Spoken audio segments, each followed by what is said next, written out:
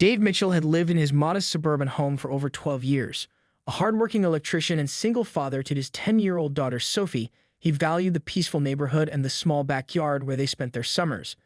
The Pinewood Estates subdivision wasn't fancy, mostly middle-class families in similar three-bedroom ranches, but had good schools and safe streets. That's all that mattered to Dave after losing his wife to cancer 7 years ago. He promised Julia he'd give Sophie a stable, happy childhood, and he was determined to keep that promise. 3 years ago, Dave had invested in an above-ground pool. Nothing fancy, just a 15-foot diameter model with a small deck attachment that Sophie absolutely adored. He'd saved for months, working weekend overtime shifts to afford it. The day they'd filled it for the first time, Sophie's eyes had lit up in a way he hadn't seen since before Julia's diagnosis. It had become their summer tradition to spend weekends splashing around while Dave grilled burgers on the patio. Sometimes Sophie would invite friends from school, and their laughter would fill the yard until sunset when parents would arrive to collect their children with friendly waves to Dave. The Wilsons had moved in next door about 2 years ago, purchasing the Johnsons' old place after the elderly couple decided to downsize. While Ted Wilson, a middle management type who commuted to the city, seemed friendly enough with his awkward waves and occasional offers to share beers during football games, his wife Cynthia was another story entirely.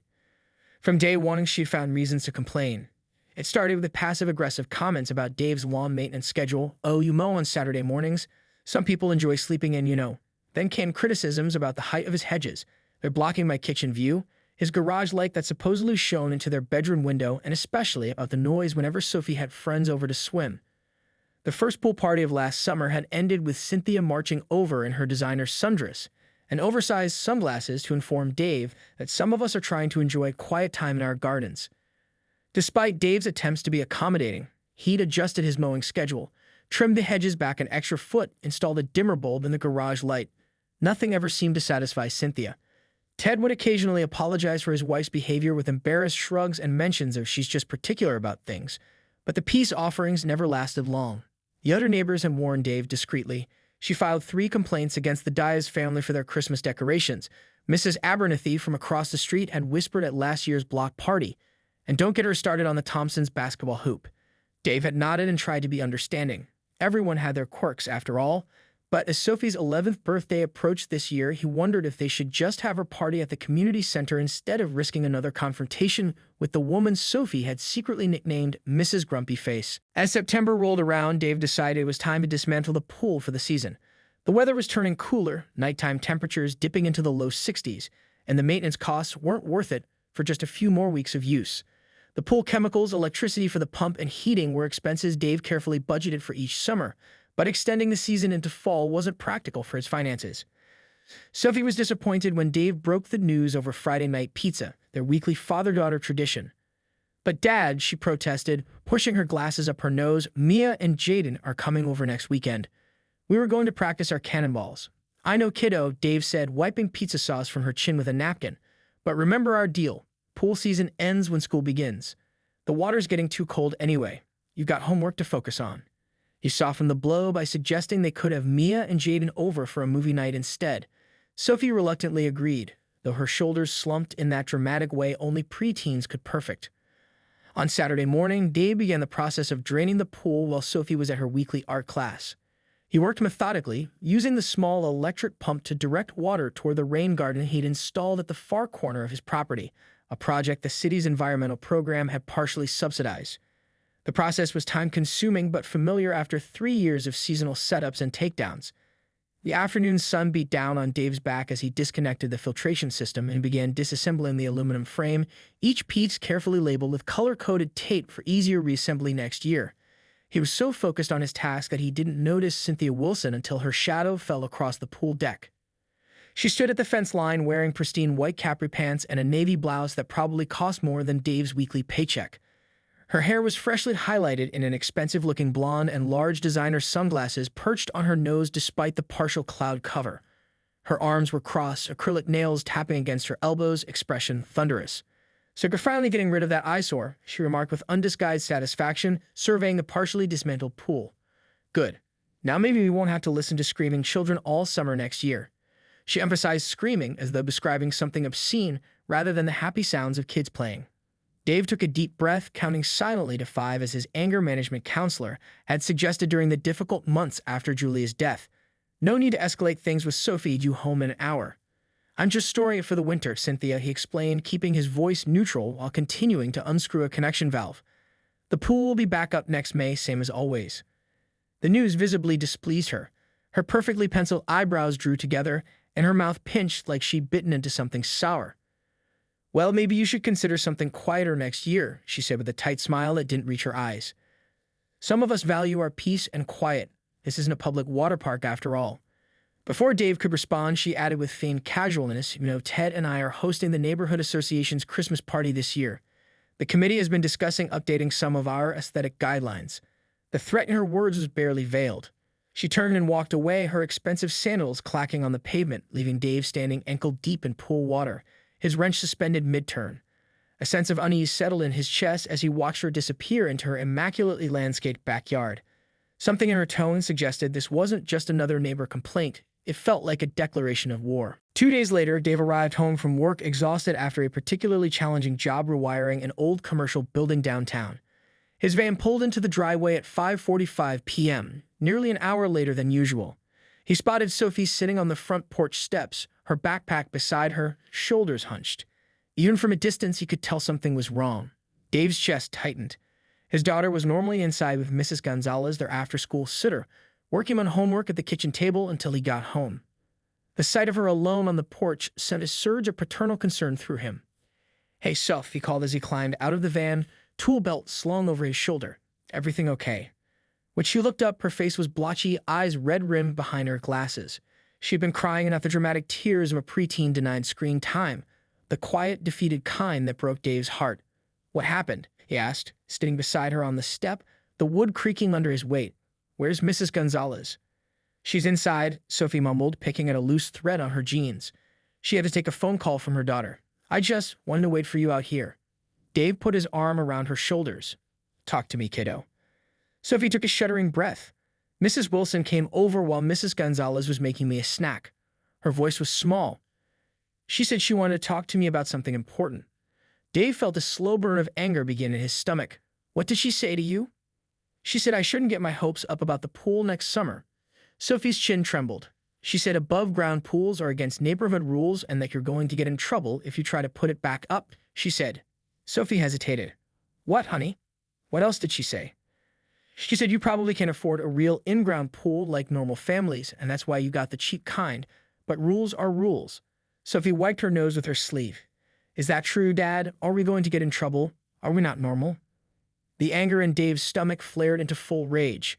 He took several deep breaths, conscious of not letting Sophie see how furious he was. "Mrs. Wilson had absolutely no right to talk to you that way," he said carefully, giving her shoulder a gentle squeeze. "And no, it's not true.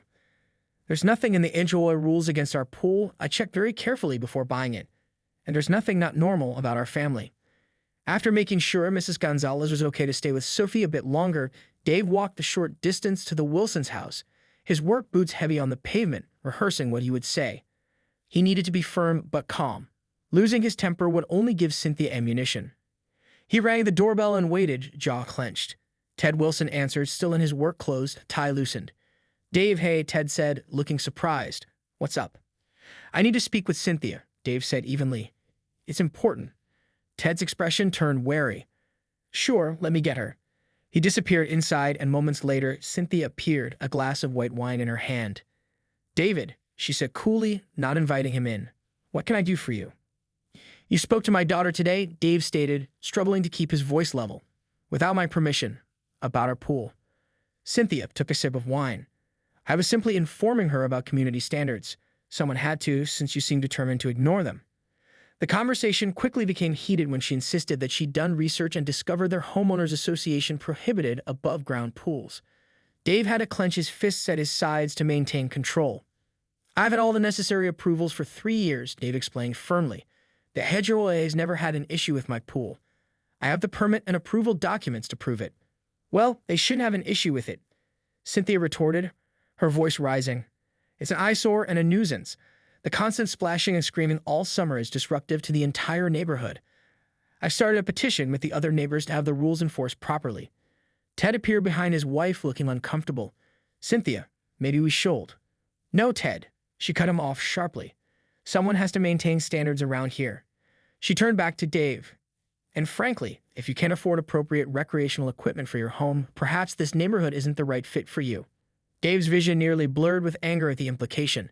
He thought of Sophie waiting at home, wondering if there was something wrong with their family. Listen carefully, he said, his voice dropping to a dangerous quiet. You will never speak to my daughter again without my permission.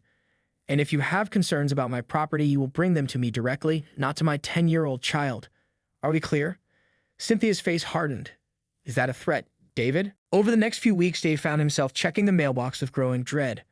What started as an occasional passive-aggressive note had evolved into almost daily harassment. Small white envelopes with no return address, each containing handwritten messages about community standards and property values. Though they were unsigned, the elegant cursive handwriting was unmistakably Cynthia's. Dave had seen it on the neighborhood Christmas party invitations last year. Homes with unsightly fixtures typically sell for 15 to 20% below market value. Read one note. Children's noise pollution can constitute a legal nuisance in residential areas, stated another. Above-ground pools are associated with lower-income neighborhoods and attract undesirable elements, claim a particularly offensive one that Dave had crumpled immediately, his face burning with anger. October moved into November, and the notes continued despite Dave's pointed silence. He considered confronting Cynthia again, but worried about escalating the situation further. Sophie had already grown reluctant to play in their front yard, claiming she had too much homework whenever Dave suggested going outside. He caught her peeking through the blinds once, watching as Cynthia power walked past their house, her gaze lingering disapprovingly on her Halloween decorations. During a parent-teacher conference, Sophie's teacher mentioned she seemed unusually anxious lately and asked if everything was all right at home. Dave had brushed it off with a vague explanation about neighbor issues, but inside his worry deepened. The situation was affecting his daughter more than he realized. One frosty morning in late November, Dave spotted Ted Wilson retrieving his newspaper and decided to approach him man-to-man. Maybe Ted could rein in his wife's behavior. "Morning, Ted," Dave called, walking over in his bathrobe and slippers, coffee mug in hand. "Got a minute?" Ted glanced nervously toward his house before nodding. "Sure, but I've got to leave for work soon." "It's about Cynthia," Dave began, keeping his voice low. "The notes need to stop, and the comments to Sophie. It's gone too far." Ted's shoulders slumped. "Look, Dave, I'm sorry about all this. Truly. But you know how Cynthia gets when she's focused on something." He ran a hand through his thinning hair. "She's convinced your pool is bringing down property values, and once she gets an idea in her head." "So you're not going to do anything?" Dave asked incredulously. Ted looked around again, visibly uncomfortable. "I prefer to stay out of it, honestly. Cynthia handles the community relations in our family." He checked his watch. "I should get going." "Sorry, Dave." The exchange left Dave frustrated and increasingly isolated. Several neighbors who had previously been friendly now gave him awkward waves from a distance, as if association with him might somehow put them on Cynthia's radar. The situation intensified when Dave received an official-looking letter in early December, complete with the Pinewood Estates HOA letterhead. The letter stated that a review of community guidelines had determined his pool was in violation of Section 7.3 regarding permissible recreational equipment. It further claimed that the pool would no longer be permitted when summer arrived. Suspicious of the timing and wording, Dave contacted Marcus Johnson, the actual HOA president. Marcus was confused. There had been no recent review of guidelines and no meeting discussing Dave's pool. "This letter didn't come from us, Dave," Marcus confirmed after examining the document Dave had forwarded. "The letterhead is similar to ours, but not identical. See how the tree logo is slightly different? And I certainly didn't sign this. That's not even close to my signature." Marcus assured Dave that his pool remained in compliance with all regulations. "You have all the proper permits. There's nothing in our bylaws against above-ground pools as long as they're properly maintained, which yours has always been." "Any idea who might have sent this?" Dave asked, though he already knew. Marcus hesitated. "I couldn't say it officially, but off the record, Cynthia Wilson has been pushing for stricter property appearance guidelines at the last few meetings. She's been particularly vocal about recreational equipment cluttering yards." Meanwhile, Sophie had stopped inviting friends over altogether. When Dave asked why Mia hadn't been around lately, Sophie shrugged and mumbled, "Mrs. Wilson told Mia's mom that our house isn't safe because of the pool, even when it's put away." That night, Dave sat at his kitchen table after Sophie had gone to bed, a stack of Cynthia's notes spread before him, along with a fraudulent HOA letter. He began documenting dates, taking photos, and creating a file. Something told him he might need it sooner rather than later. April arrived with its promise of warmer days, and Dave began the annual ritual of preparing for pool season. Sophie's spirits had lifted with the improving weather, and she'd started a countdown calendar to pool day on the refrigerator. Dave hadn't seen a note from Cynthia in nearly 2 weeks. Perhaps she'd finally given up her campaign. On a mild Saturday morning, Dave unlocked his garage to retrieve the pool equipment he carefully stored last fall. He stood frozen in the doorway, unable to process what he was seeing. The pool liner, the expensive reinforced vinyl he upgraded to last season, lay in shredded pieces on the concrete floor. Someone had taken what appeared to be a box cutter to it, slashing methodical, deliberate cuts across its surface. The filter housing had been cracked open, its internal components twisted and broken. Worst of all, the pump motor, the heart of the system that had cost nearly $500, had been pried apart, wires cut, and what looked like water poured into its electrical components. Dave's hands trembled as he knelt beside the destroyed equipment. This wasn't random vandalism or teenage mischief. This was targeted, knowledgeable destruction. Someone had known exactly what to damage to make the pool unusable. He immediately checked the garage door and windows for signs of forced entry, but found none. Then he remembered, during a neighborhood barbecue last fall, he'd mentioned to Ted that he kept a spare key hidden in a magnetic box under the side step. It had been a casual comment while asking Ted to feed their cat during their weekend at Sophie's grandparents'. Had Ted shared this information with Cynthia? Dave took photos of everything before calling the police. Officer Rivera arrived within 30 minutes, a middle-aged woman with a no-nonsense demeanor who took detailed notes as Dave explained the situation. "And you have no security cameras?" she asked, examining the slashed liner. "No," Dave admitted. "It's always been a safe neighborhood." Officer Rivera nodded sympathetically. "Any idea who might have wanted to damage your pool equipment specifically?" Dave hesitated and explained the ongoing situation with Cynthia Wilson. He showed Officer Rivera his file of notes and the fraudulent HOA letter. She listened attentively, occasionally asking questions about timelines and specific interactions. "This is certainly concerning behavior," she acknowledged. "But without direct evidence linking Mrs. Wilson to this vandalism, there's not much we can do legally." She advised him to install security cameras immediately and document any further incidents. "If this is part of an escalating pattern of harassment, you'll want a record of everything." After filing the report, Dave called his insurance company only to receive more bad news. His homeowner's policy had a $1,000 deductible, and the total damage came to just over $1,200. It wouldn't be worth filing a claim.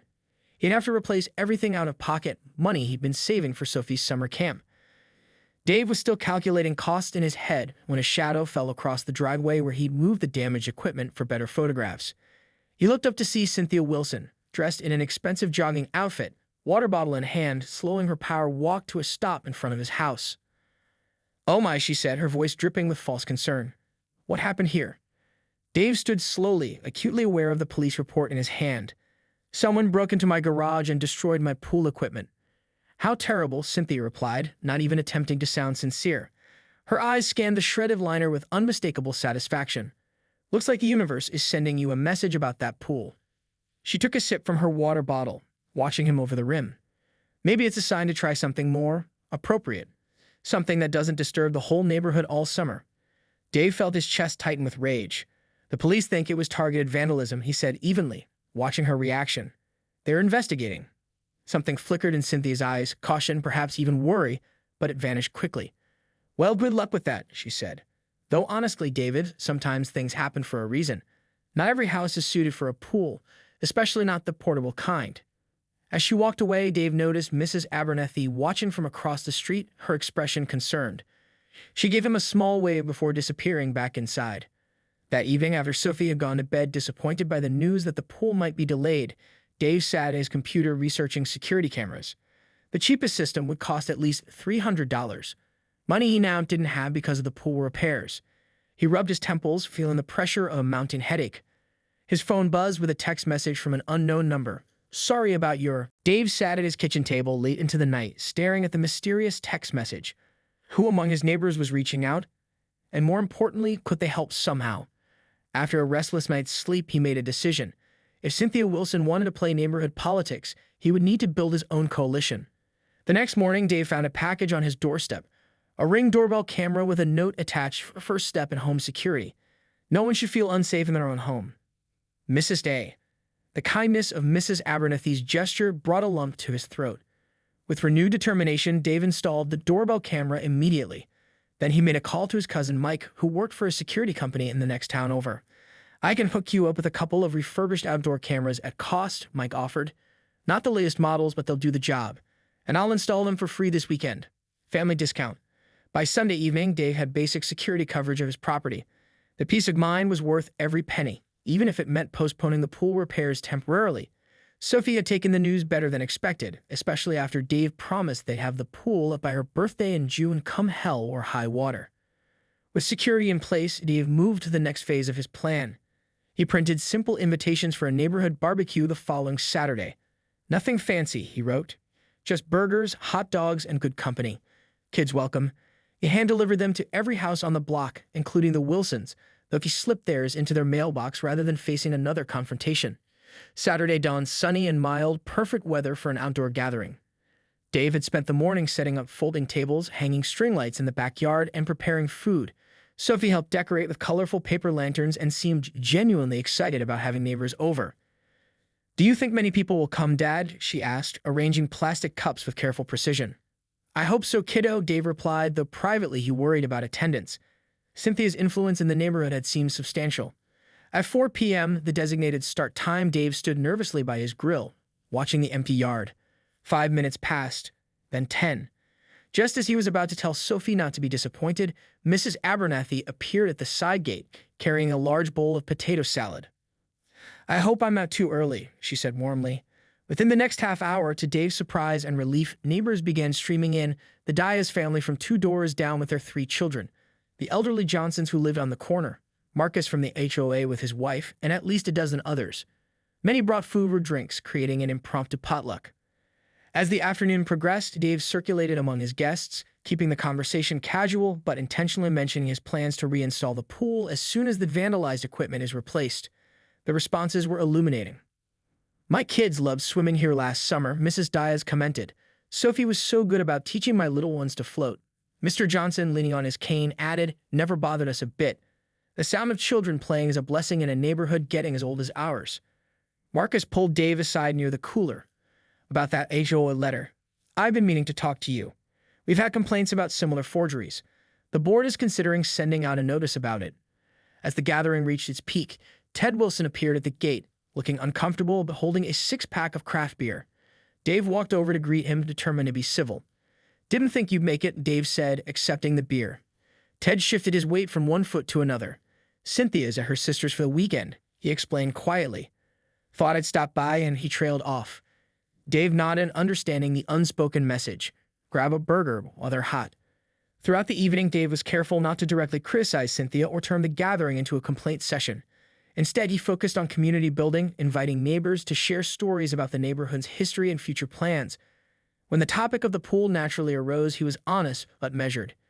"It's been a great addition for Sophie, especially after losing her mom," he explained to a small group. "Having her friends over gives her a sense of normalcy, something to look forward to each summer." As twilight fell and families with young children began to leave, Mrs. Abernathy approached Dave again. "That was a masterclass in neighborhood diplomacy," she said with a knowing smile. "Much more effective than angry confrontation." Dave raised an eyebrow. Was it that obvious?